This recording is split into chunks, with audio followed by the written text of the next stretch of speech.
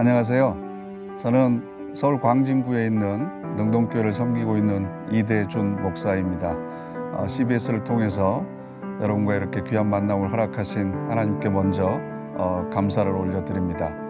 제가 여러분들과 함께 나눌 주제는 상실과 죽음에 관한 것입니다. 인간은 태어날 때부터 엄마의 편안한 안식처인 자궁을 잃어버리는 상실을 경험합니다. 그리고 죽을 때까지 여러 가지 많은 것들을 잃어버리는데 그 상실의 궁극적인 것이 바로 죽음입니다. 그래서 이 상실과 죽음의 관점에서 우리들의 삶을 다시 한번 바라보면서 어떻게 하나님께서 기뻐하시는 삶을 살아갈 수 있을 것인지, 그리고 우리 삶에서 일어나고 있는 모든 상실들을 우리가 어떤 태도로 접근하고 또 받아들일 것인지, 이런 내용들을 여러분들과 함께 나누려고 합니다. 먼저 창세기 35장에 있는 야곱의 이야기를 시작하려고 하는데요. 야곱이 20년 동안 외삼촌 집에서 있다가 다시 고향 땅으로 돌아옵니다. 여러 가지 우여곡절을 겪고 베델에서 하나님 앞에서 제단을 쌓습니다. 창세기 35장을 보면 그때 하나님께서 다시 야곱에게 나타나십니다. 성경 구절은 이렇게 되어 있습니다. 그에게 복을 주시고 하나님이 그에게 이르시되 내 이름을 야곱이지만은 내 이름을 다시는 야곱이라 부르지 않겠고 이스라엘이 내 이름이 되리라. 그러면서 아브라함과 이삭에게 하셨던 약속을 다시 확인시켜 주시는데, 나는 전능한 하나님이라 생육하며 번성하라 한 백성과 백성들의 총회가 내게서 나오고 왕들이 내 허리에서 나오리라. 이러면서 후손과 땅에 대한 약속을 해 주십니다. 하나님께서 야곱에게 복을 주시겠다라고 약속을 하셨는데, 그러면 그 이후에 과연 야곱은 어떤 복을 받으면서 살아왔는가? 그 창세기 35장 이후를 보면 이런 내용이 있어요. 야곱이 사랑했던 아내가 레아보다는 라헬입니다. 그런데 베델에서 제단을 쌓고 하나님께서 복을 주시겠다고 약속하신 바로 그 다음에 야곱이 맞이했던 사건은 라헬이 베냐민을 낳다가 산고로 죽습니다. 사랑하는 아내를 상실하는, 사별하는 고통을 겪습니다. 그리고 바로 이어서 장남인 르우벤이 자신의 첩인 비라와 동침하는 사건이 일어납니다. 이것을 야곱이 인지합니다. 이때 야곱의 마음이 어땠을까 감히 상상하기도 어렵습니다. 그리고 나서 야곱의 아버지가 이삭이 바로 35장에서 또 먼저 세상을 떠납니다. 그러고 나서 야곱이 맞이하게 되는 사건이 바로 창세기 37장으로 넘어가면 요셉의 이야기가 나오죠. 꿈 때문에 형들의 시기와 질투를 받았던 요셉을 형들은 노예로 팔아버립니다. 그리고 나서 아버지를 속이기 위해서 순념소를 죽여가지고 요셉의 옷에 피를 묻혀가지고 아버지에게 요셉이 짐승에게 물려 죽은 것 같습니다 라고 이야기를 합니다. 사랑하는 아내 라헬에게서 얻은 그 아들 요셉이 죽었다는 소식을 들었을 때 이 야곱의 마음은 어떠했을까요? 우리 어른들은 이걸 참척이라고 표현을 했습니다. 그런데 재미있는 건 야곱이 아버지 이삭을 속일 때 염소 새끼의 가죽을 벗겨서 털이 많은 에서인 것처럼 속였습니다. 그런데 자기가 염소의 가죽으로 아버지를 속였던 것처럼 자기의 아들들이 또 그 염소의 피를 가지고 자기를 속이게 되는 거죠. 이런 사건을 겪습니다. 그리고 창세기 38장으로 넘어가면 넷째 아들인 유다가 며느리인 다말과 동침하게 되는, 어떻게 보면 유교적인 사상을 가지고 있는 우리나라에서는 받아들이기 어려운 일들이 일어납니다. 먼저 죽은 형의 대를 이어주기 위해서 동생들이 동침하는 것을 거부하니까 며느리인 다말이 시아버지를 유혹해서 동침을 하게 되고 아이를 낳게 되는 사건입니다. 그리고 나서 창세기 39장을 보면 기근이 들어서 애굽의 아들들이 식량을 구하러 가죠. 거기서 요셉을 만나게 되고 또 여러 가지 우여곡절을 겪다가 의심을 사서 베냐민을 또 볼모로 보내게 되는 그런 일이 생깁니다. 사랑하는 아내 라헬로부터 얻은 요셉은 죽었다는 소식을 들었고 이제 그 아들 베냐민마저도 떠나보내야 되는 그런 상실의 아픔을 겪습니다. 그리고 나서 창세기 46장에 드디어 아버지인 야곱은 아들 요셉과 재회를 합니다. 그리고 창세기 47장 9절에 애굽의 왕인 바로 앞에서 이런 고백을 합니다. 내 나그네 길의 세월이 130년이니다. 내 나이가 얼마 못 되니 우리 조상의 나그네 길의 연조에 미치지 못하나 험악한 세월을 보내었나이다 라고 고백을 합니다. 창세기 35장에 분명히 하나님께서는 베델에서 단을 쌓았던 야곱에게 복을 주겠다라고 약속을 하셨습니다. 그런데 실제로 야곱이 받은 복은 무엇일까요? 여기서 이 복이라고 하는 단어가 히브리어로는 바라크라고 하는 단어인데요. 그 의미는 무릎을 꿇다, 하나님께 찬양하다, 경의를 표하다라는 뜻입니다. 우리가 생각하는 그런 복과는 좀 차원이 다른 복이죠.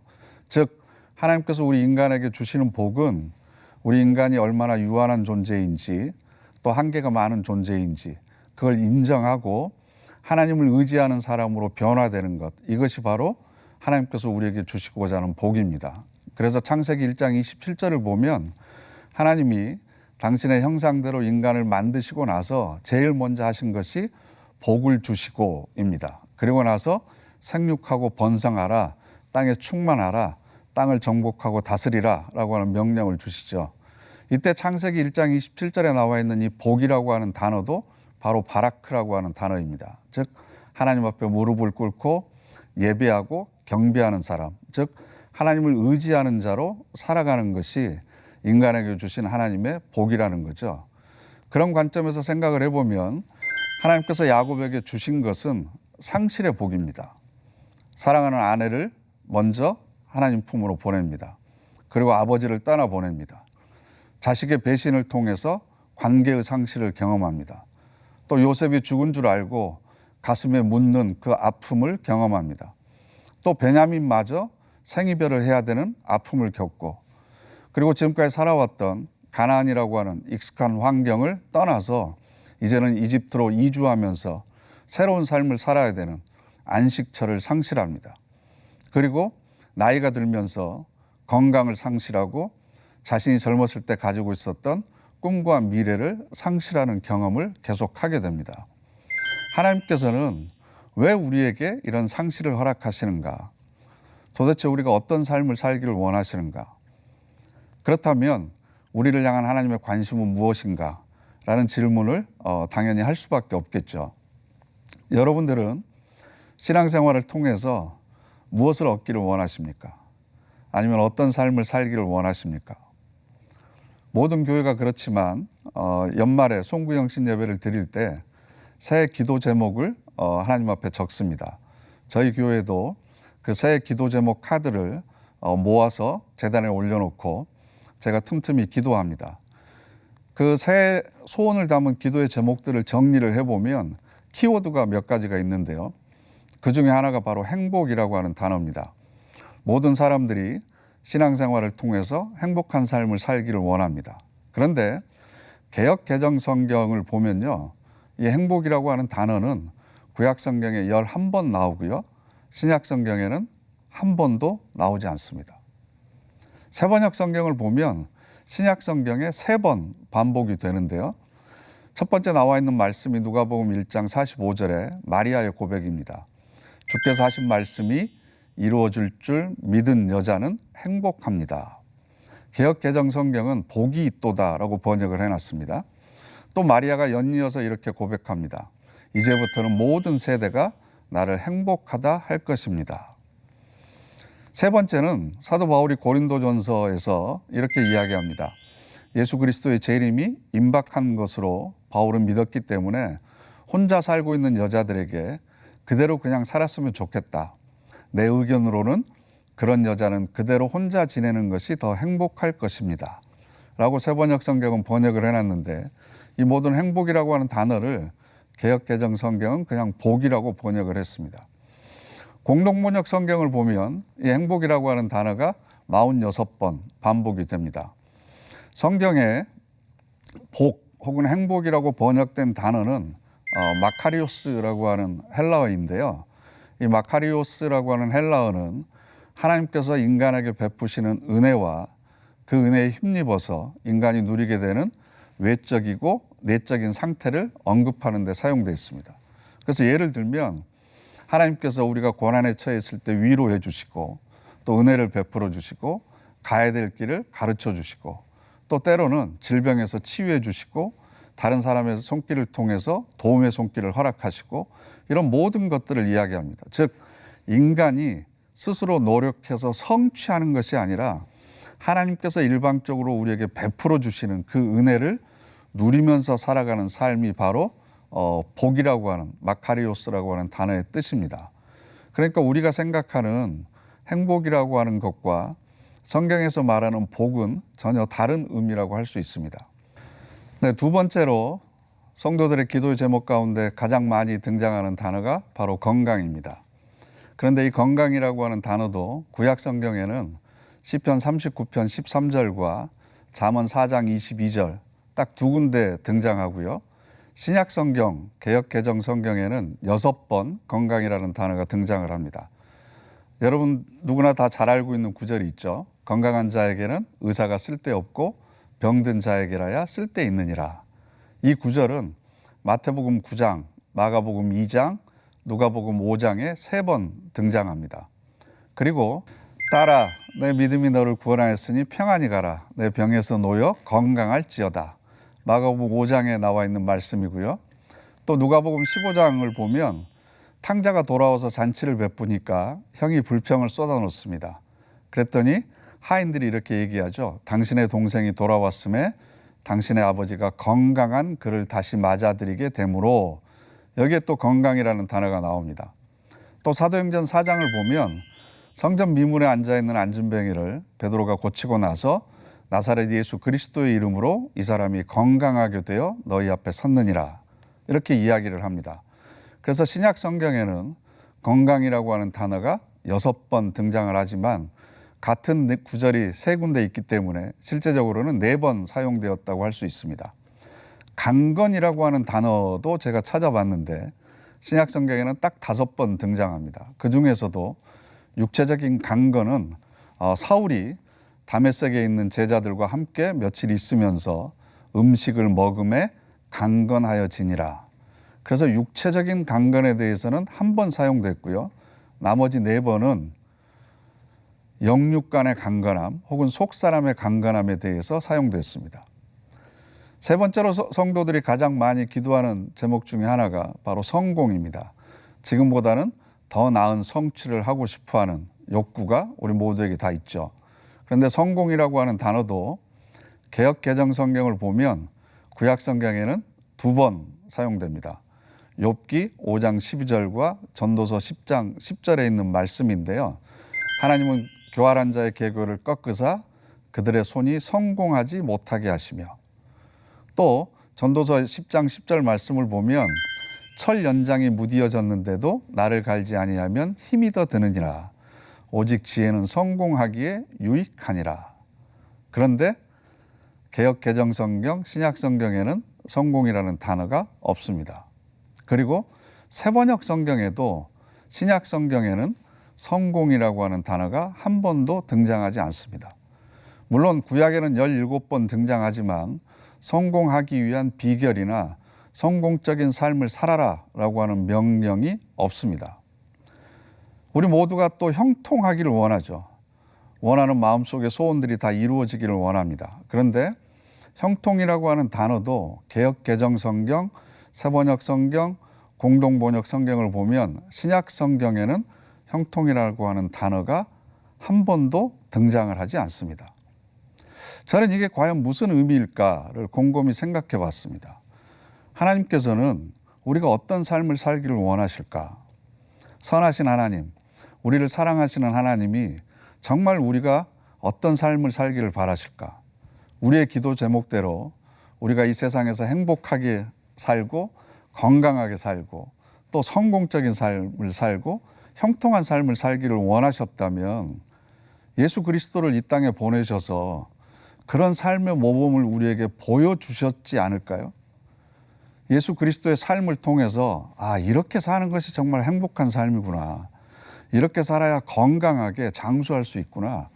이렇게 살아야 세상적인 성공을 하고 형통한 삶을 살 수 있구나.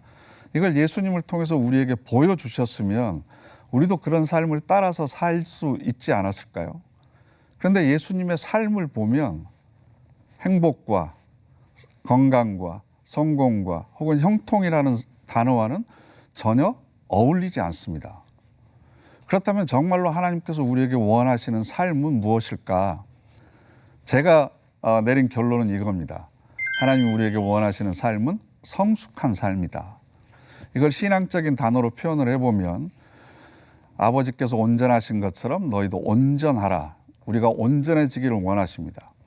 레위기서 19장 2절에 있는 말씀처럼 나 여호와가 거룩하니 너희도 거룩하라.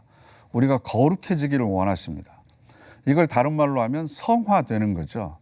즉 우리가 하나님을 아버지로 예수를 그리스도로 고백하고 나서 우리의 인격과 성품이 하나님 아버지를 닮은 사람으로 성숙해지고 온전해지고 거룩해지는 것을 하나님께서는 우리에게 원하신다는 겁니다. 우리가 하나님을 통해서 얻고자 하는 것과 하나님이 우리에게 주시고자 하는 것의 간격이 굉장히 많다는 것을 갈수록 느끼게 됩니다. 성경을 보면 구약 성경의 가장 큰 주제 중에 하나가 왜 의인은 고난을 당하고 악인은 형통하는가라는 겁니다. 시편을 보면 탄식시라고 하는 것이 있죠. 그 대부분의 내용들이 그겁니다. 왜 하나님을 모르는 악한 사람들은 형통하고 건강하고 성공한 삶을 살아가는데 왜 하나님을 믿는 우리들은 이런 고난과 시련 가운데 살아갈 수밖에 없습니까? 이런 불평의 내용들을 담고 있는 것이 바로 탄식시입니다. 그런데 하나님께서 우리에게 원하시는 것이 성숙이라고 한다면 그리고 우리가 거룩하고 온전해지는 것이라고 한다면 과연 우리에게는 어떤 것이 더 유익할까요? 여러분들 지나온 날들을 한번 돌이켜 보십시오. 여러분들이 행복할 때 더 성숙해지셨나요? 아니면 불행할 때 더 성숙해지셨나요? 여러분들이 건강한 것이 아니면 여러분들이 질병에 걸리는 것이 어느 쪽이 더 여러분들이 신앙적으로 성숙해지는 데 도움이 되셨다고 생각을 하십니까? 물론 우리가 살아오면서 형통할 때도 있었습니다. 하나님께서 우리에게 복을 주셔서 우리의 기도의 제목을 들어주시고 또 우리가 원하는 목표를 이루고 성취감을 느낄 때도 있었습니다. 그러나 그럴 때보다도 실패하고 절망하고 좌절할 때 하나님을 더 찾게 되고 나의 유한성을 인정하게 되고 하나님을 더 믿고 의지하는 사람으로 변화되지 않았습니까? 이런 관점에서 본다면 우리는 하나님께서 우리에게 주시는 모든 것이 나를 성숙하게 하기 위한 하나님의 선물이다라고 하는 것을 인정할 수밖에 없습니다. 예배소서에 있는 말씀처럼 그리스도의 장성한 믿음의 분량에 이르기까지 우리는 성장해야 됩니다. 또 자라가야 됩니다. 물론 세상에서 누리는 형통함과 성공함을 통해서도 성숙해 갈 수 있습니다. 그러나 더욱더 중요한 건 선하신 하나님께서는 우리를 상실을 통해서 사람다움을 제공해 주십니다. 그리고 상실의 아픈 감정을 통해서 인간이 어떤 존재인가를 깊이 고민하게 하십니다. 또 상실을 통해서 우리는 외로움을 느끼고 슬픔을 경험하고 불안 가운데 놓여지기도 하고 두려움의 감정을 느낍니다. 그러면서 인생에 대해서, 삶에 대해서 내가 왜 살아가야 되는지, 내가 어디를 향해서 걸어가고 있는지 이것들을 깊이 고민하게 합니다. 그리고 태어날 때부터 죽을 때까지 하나님께서는 우리에게 상실을 허락하시기 때문에 인간의 가장 근원적인 감정 중에 하나가 불안입니다. 불안. 그래서 조금이라도 내가 가지고 있는 것을 놓치지 않으려고 조금이라도 더 오래 붙들고 있으려고 많이 노력합니다. 그래서 많은 사람들이 이 상실로부터 생겨나는 이런 감정들을 부정적인 것으로 분류해가지고 회피합니다. 억압합니다. 무시합니다. 그러다 보니까 상실을 통해서 우리가 교훈을 발견하지 못하고 성숙해 가지 못하는 것 같습니다. 우리가 살아가면서 겪는 모든 상실을 통해서 우리 인간들은 성숙해 갑니다. 제가 만난 하나님은 실수하지 않는 하나님이십니다. 때로는 우리가 살아가면서 왜 내가 이런 고난을 겪어야 되는지, 내가 왜 이런 시련을 겪어야 되고 또 이렇게 끝이 보이지 않는 시련의 터널을 지나야 되는지 이해하지 못할 때가 있습니다. 그러나 지나놓고 보면 그 과정을 통해서 삶의 새로운 영역들을 발견하게 되고 진지하게 자신의 삶을 돌아보게 되고 또 신앙과 믿음의 가치에 대해서 다시 한번 진지하게 고민하게 되는 그런 계기들을 얻게 되었던 것 같습니다. 그래서 제 인생을 돌아보더라도 많은 상실을 겪었지만 제 인간성 그리고 하나님의 자녀다움 그리고 기독교인으로서 살아간다는 것, 이런 정체성에 대한 고민과 삶의 의미를 발견할 수 있는 소중한 시간들이었습니다. 상실은 우리에게 반성적인 성찰을 제공합니다. 그걸 통해서 우리를 향하신 하나님의 뜻을 발견하게 됩니다. 아무쪼록 지금도 상실의 아픔 가운데 계신 분들이 많이 계실 겁니다. 이 모든 것들도 하나님께서 나에게 허락해 주신 귀한 선물입니다. 이 상실의 아픔을 통해서 교훈을 발견하시고 더욱더 하나님의 인격과 성품을 닮아가는 그런 성숙을 이루어내는 우리 모두가 되시기를 바랍니다. 감사합니다.